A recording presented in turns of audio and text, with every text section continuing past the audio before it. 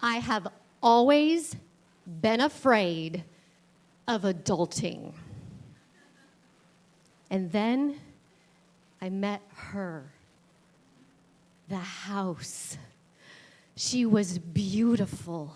I was with my boyfriend, my now husband at the time when I first saw her, and I looked at her and I said to him, "That's our future, baby." And then he looked at me and agreed, and then said, "But we can't afford that." "Why?" I asked. "Is it because we're two starving artists who don't deserve to have a mortgage?" You see, I have always lived by the mantra, take leaps of faith. I also love those wise words of Tina Fey, say yes, and then figure out the rest later. So when I heard we can't afford that, those words did not register with this young idealist.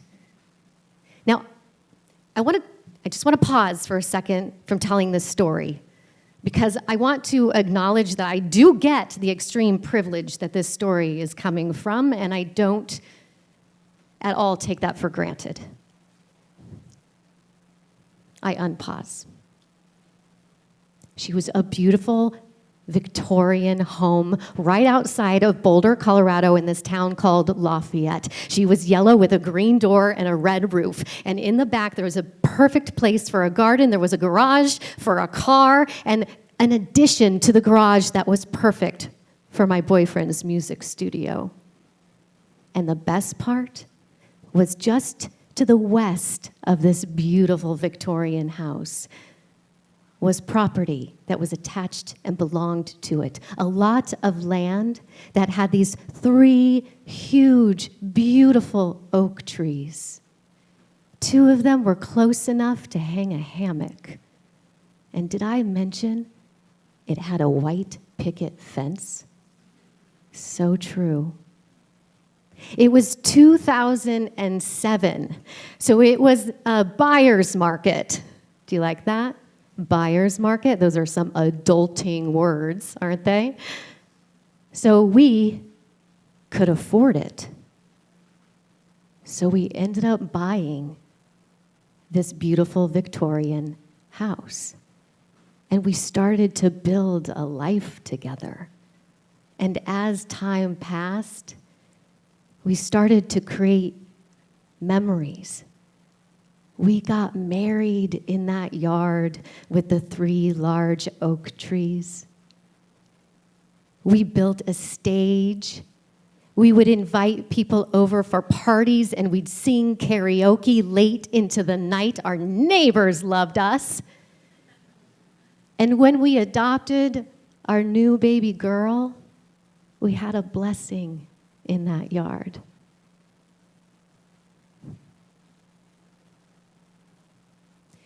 For those of you who may or may not know about the adoption process, it can be costly, and it can take a long time. And when we adopted our new baby girl, it ended up costing us close to $60,000 when it was said and done. So there we were, 2 freelance artists with a mortgage and $60,000 in debt and student loans and bills and car payments and all of the things. There we were standing at the intersection of filing for bankruptcy unless we figured out something, a solution, and fast.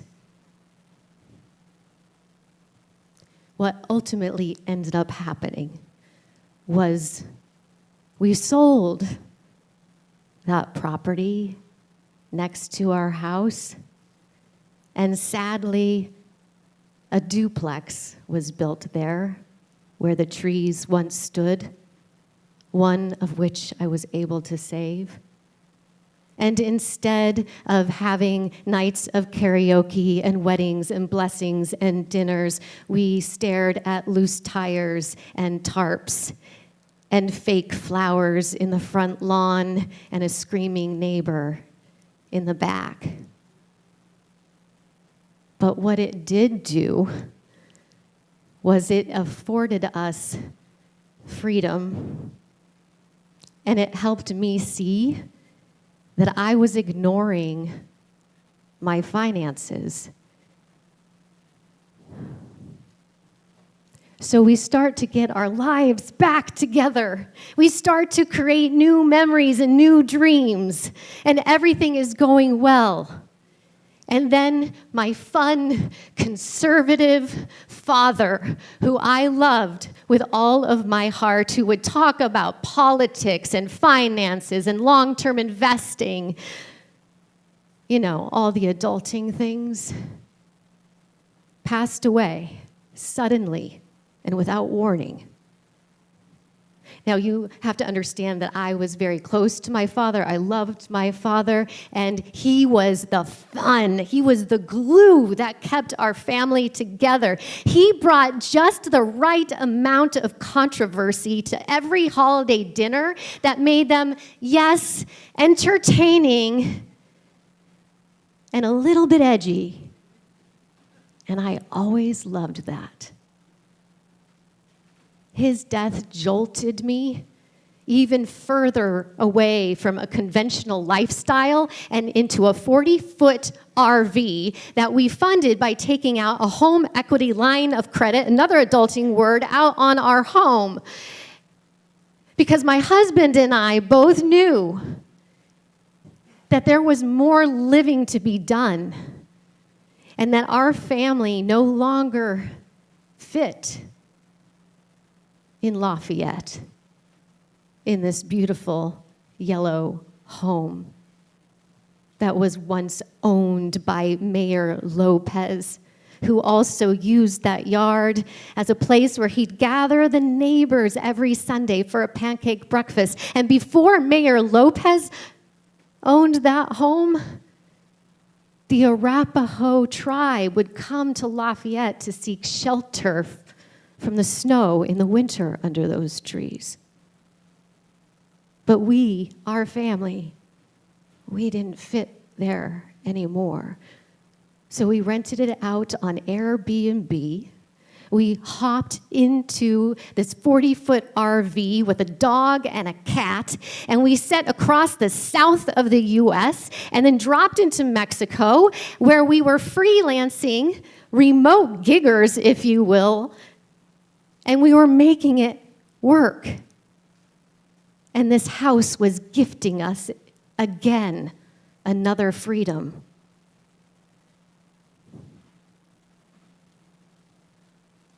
It was because of that trip, which that journey was incredible and is an entire story for another time, that we made the decision to move to New York City.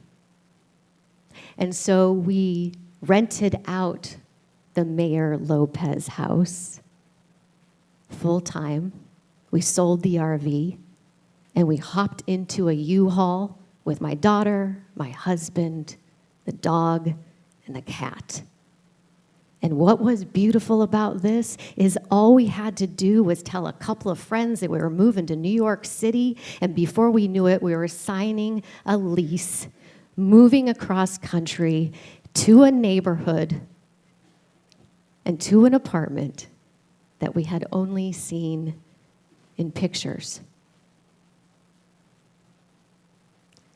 That single decision to buy that house provided me and my family the gift of failure, fortune, community, and new beginnings.